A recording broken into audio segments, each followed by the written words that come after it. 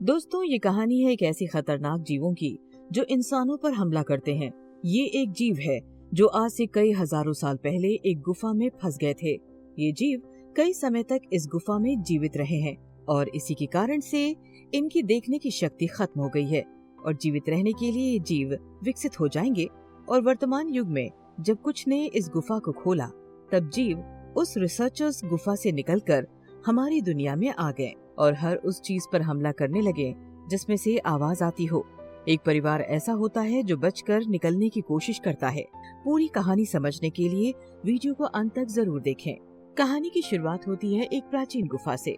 तो लोग कुछ देर बाद दरवाजा टूट गया और शोधकर्ताओं की अंदर झांकती है। वो तोड़कर रास्ता निकाल रहे थे। ये गुफा पेंसिल्वेनिया शहर के साथ कई मीटर लंबी, इसलिए यहाँ पर रोशनी पहुँच नहीं सकती थी। कई मीटर अंदर थी, इसलिए यहाँ पर रोशनी पहुँच नहीं सकती थी। पर उनके शक्तिशाली मशालों की वजह से थोड़ा रास्ता दिख रहा था। ये गुफा मिलने के बाद टीम काफी खुश थी और कुछ ही देर बाद हम कुछ जीव की आवाज सुनते हैं जो रिसर्चर्स की टीम पर हमला उड़ते हुए आकर करते हैं। कुछ ही मिनटों के बाद उड़ते हुए जीवों ने अब बाहर की दुनिया में आ चुके थे। अब 3 साल पहले का फ्लैशबैक। एक एली नाम की लड़की जो कि अपने कानों से सुन नहीं सकती थी, एक्सीडेंट में उसने अपनी शक्ति खो दी थी और अब वो अपने परिवार वालों से सांकेतिक भाषा में ही बातें करती थी। तब हमें एक शहर दिखाया गया जिसका नाम मोंटक्लेयर था। एली जा रही होती है। कुछ लड़के मिलकर एली का मजाक उड़ा रहे थे क्योंकि वो सुन नहीं सकती थी। एली उन्हें इग्नोर करती है और आगे बढ़ती है। आगे हमें कुछ लोग दिखते हैं कि किसी प्रोजेक्ट पर बात कर रहे थे। उनमें से एक आदमी को कॉल आता है। वो चुप होकर बाहर निकलता है। दरअसल एली के माँ का नाम था ह्यू, एली के पिता का नाम पिकअप करना और इनके अलावा एली के घर में था जूड ओटिस नाम का कुत्ता। एली का एक बॉयफ्रेंड भी था जिसका नाम रोब था। एली अकेले चलते हुए जा रही थी। फिर पीछे रोब आता है और वो दोनों साथ चलते हैं। तब रोब एली से कहता है कि उसकी माता उसे कार दिलवाने वाले हैं और अब वो एली को रोज पिकअप कर सकता है। एली घर पहुँचती है। तब ओटिस उसके पास भागकर आता है। सहयोगी की माँ एली से कहती है कि कहाँ थी तुम और मुझे कम से कम एक टेक्स्ट तो कर दिया करो। तब एली कहती है कि रोब के साथ वो चलकर आ रही। तब एली की माँ उसकी टांग खींच रही थी और एली से पूछती है कि तुमने उसे किस किया है। तब एली कहती है कि नहीं, हम सिर्फ अच्छे दोस्त हैं। अचानक ओटिस विंडो की तरफ देखकर अजीब सा बदलाव कर रहा था और ये एली देख रही थी कि मानो कोई संकट आ रहा है। शाम को एली जब अपनी दादी के पास जाती है तब चौक वो हो जाती है। तब वो कहती है कि अपनी माँ से मत कहना। तब सहयोगी कहती है कि मैं नहीं बताऊंगी और वहाँ से चली जाती है।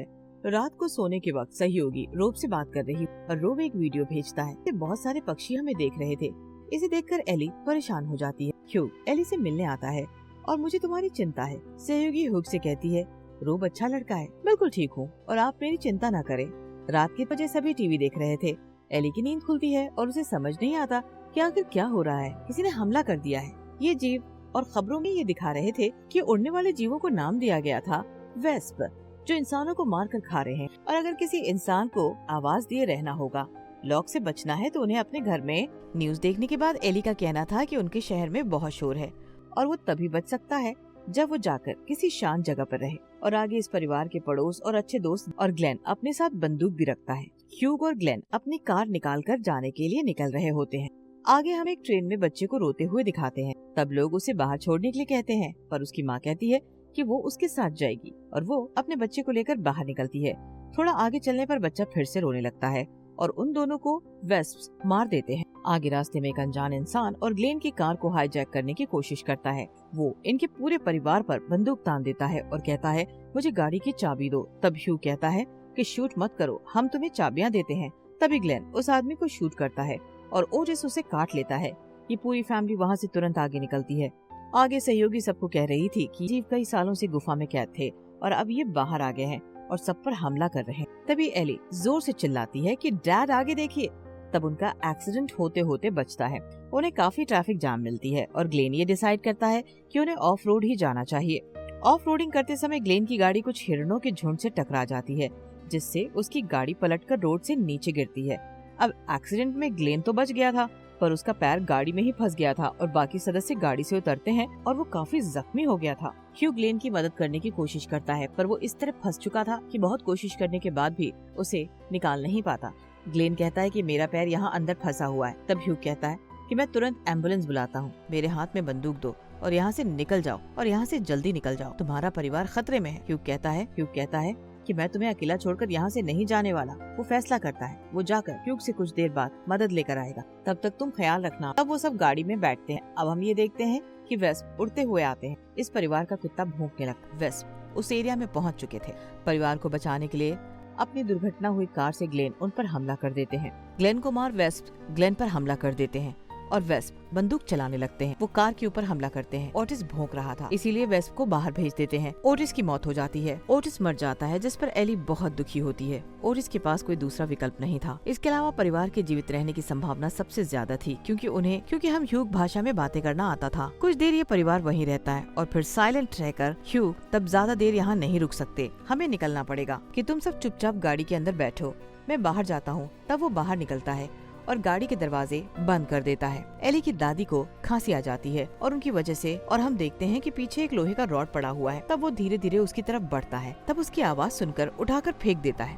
ऐसे ही खामोशी में अपने परिवार से कहता है कि वो सिर्फ सुन सकते हैं। रात होने से पहले हमें रहने के लिए कोई जगह ढूंढनी पड़ेगी। हम न बात करेंगे न फोन करेंगे। फिर ह्यूग लाइटर लेकर ग्लेन के कार के पास जाता है और आग लगाकर आखिरी बार उसे अलविदा कहता है। अब ये फैमिली पैदल अपनी मंजिल की ओर बढ़ती है और थोड़ी दूर जाने पर इन्हें घर दिखता है। घर के चारों तरफ ऊंची फेंसिंग थी। घर के दरवाजे पर ताला लगा हुआ था। घर में एक बूढ़ी औरत थी जिसको शायद वेस्प के बारे में पता नहीं था, इसलिए वो चिल्लाते हुए बाहर आ रही थी ताकि वो ह्यूग के साथ परिवार को यहाँ से भगा सके। और उसके चिल्लाते ही वेस्प उस पर हमला कर देते हैं और कुछ ही सेकंड में वो औरत भी मारी जा चुकी थी। उस बूढ़ी औरत के मरने के बाद घर खाली हो चुका था और उसका परिवार तय करता है कि वो लोग इसी घर में रुकेंगे। फेंसिंग के बाहर वाले कंपाउंड के ड्रेनेज पाइप से ह्यू अंदर घुसता है और वो अपने बाकी परिवार वालों को भी उसी ड्रेनेज पाइप से अंदर आने को कहता है। दोस्तों, ड्रेनेज पाइप के अंदर एक रैटल स्नेक था जो उनके परिवार वालों का रास्ता रोक रहा था। सांप की फुसफुसाहट की आवाज सुनते ही वेस्प उसे मार देते हैं और इस सब में वेस्प ह्यू की पत्नी के पैर पर हमला कर देता है। वेस्प का एक बहुत बड़ा झुंड केली पर हमला करता है। अपनी पत्नी को बचाने के लिए लकड़ी काटने वाली मशीन का उपयोग करता है वो, जिसकी आवाज से सारे वेस्प उस मशीन की ओर आकर्षित होते हैं और ये परिवार सुरक्षित रूप से घर के अंदर चले जाते हैं। अंदर पहुंचने पर पता चलता है कि वेस्प ने केली के पैर को बुरी तरह से डैमेज कर दिया है, जिससे उसके शरीर में इन्फेक्शन फैल रहा है। केली को बुरी तरह दर्द हो रहा था, पर सब उसके पास बैठे थे। इन्फेक्शन को रोकने के लिए एंटीबायोटिक की जरूरत थी। ह्यू ग्रेनी लिन से कहता है कि मुझे एंटीबायोटिक लेने के लिए बाहर जाना ही पड़ेगा। पहले वो तैयार नहीं होती, लेकिन बहुत समझने के बाद और केली की हालत को देखकर वो तैयार होती है। ह्यू एली के साथ निकलने की तैयारी करता है। तब जूड उससे पूछता है कि मैं आपके साथ क्यों नहीं आ सकता। तब ह्यू कहता है कि तुम यहाँ पर रहकर मम्मी और दादी का ख्याल रखो। तब जूड कहता है कि काश ग्लेन यहाँ होता। और आगे ह्यू और एली मेडिकल सप्लाई की तलाश में बाहर निकलते हैं। बहुत देरी ह्यू गेट का ताला खोलते हैं। बाहर की दुनिया एकदम शांत थी, मानो जैसे वेस्ट ने सारे इंसानों को मार डाला हो। वो धीरे धीरे आगे बढ़ते हैं। उन्हें कुछ लोग सोए हुए दिखते हैं, पर पास जाने पर पता चलता है कि वेस्ट ने उन्हें मार दिया है। आगे वो दोनों एक खाली मेडिकल स्टोर के अंदर जाते हैं। वो एंटीबायोटिक्स को ढूंढना चालू करते हैं और वहाँ से एंटीबायोटिक्स कलेक्ट करते हैं। अंदर हम ये देखते हैं कि वेस्प मरे हुए इंसानों के शरीर के अंदर अंडे देते हैं और यहाँ पर गलती से एली चिल्लाती है और वेस्प स्टोर के अंदर आ जाते हैं। ह्यू और एली चुपचाप अपनी जगह पर खड़े होते हैं। थोड़ी देर सोचने के बाद एली को फायर अलार्म के बारे में पता चलता है और वो अपने पिता को इशारा करती है। ह्यू एक झाड़ू को लाइटर से आग लगाता है और फायर लाइन के सामने रखता है। तब फायर अलार्म उन्हें तुरंत डिटेक्ट करता है, जिससे फायर अलार्म बजता है। फिर फायर अलार्म की वजह से वेस्प का ध्यान भटकता है। ह्यू और एली मेडिकल स्टोर से बाहर निकलते हैं। स्टोर के बाहर आते हैं तो इन्हें एक अनजान प्रिस्ट दिखता है जिसकी जीप कटी हुई थी और ये प्रिस्ट ह्यू और एली को अपनी टीम का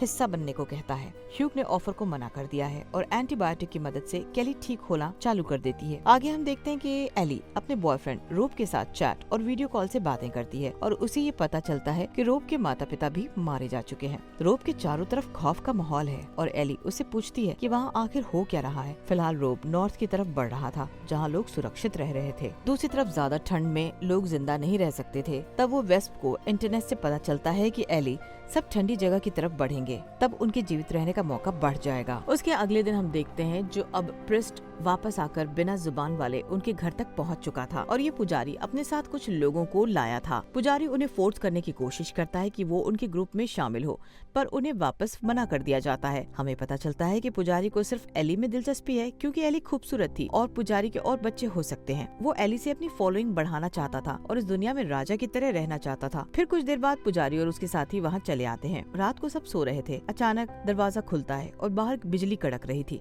दरवाजे के पास जाता है तो एक अनजान लड़की दिखती है। तब वो उसे अंदर लेता है और घर के अंदर आने के बाद वो उसे कंबल देता है ताकि उसकी ठंड मिट सके। कुछ देर बाद इस परिवार को पता चलता है कि लड़की एक प्रेस्ट का हिस्सा है। वो अपने कमर में ढेर सारे मोबाइल फोन बांधे रखे थे जो कि सब एक ही टाइम पर रिंग होना चालू करते हैं। इस आवाज से किसी तरह ह्यूग इस घर पर हमला कर देते हैं, लेकिन वेस्प फोन में पानी डालकर बंद कर देता है। इसी मौके का फायदा उठाकर एली को किडनैप करके प्रिस्ट ले जाने की कोशिश करता है। प्रिस्ट को एली की दादी ये सब देख रही थी, लेकिन एन मौके पर एली को उठाकर ले जा रहा था और एली दादी लिन पुजारी के साथियों पर हमला कर देती है। वो इन लोगों को पकड़कर जोरों से चिल्लाना शुरू कर देती है। इस पर वेस्प हमला करता ताकि उनकी आवाज से वे लोग लिन भी प्रिस्ट मजबूरन ह्यूग के गर्दन पर चाकू रखता है और उसे ले जाता है। एली मारी जाती है। आगे ह्यूग प्रिस्ट में चाकू से वार करती है और उस पर हमला करता है। चाकू ह्यूग दोनों की हाथापाई में मार देता है और उसका परिवार आगे बढ़ता है। आगे हम इस परिवार को उत्तर की तरफ ट्रैक करते हुए देखते हैं और अंत में केली, एली और ह्यूग रिफ्यूजी पहुंचते हैं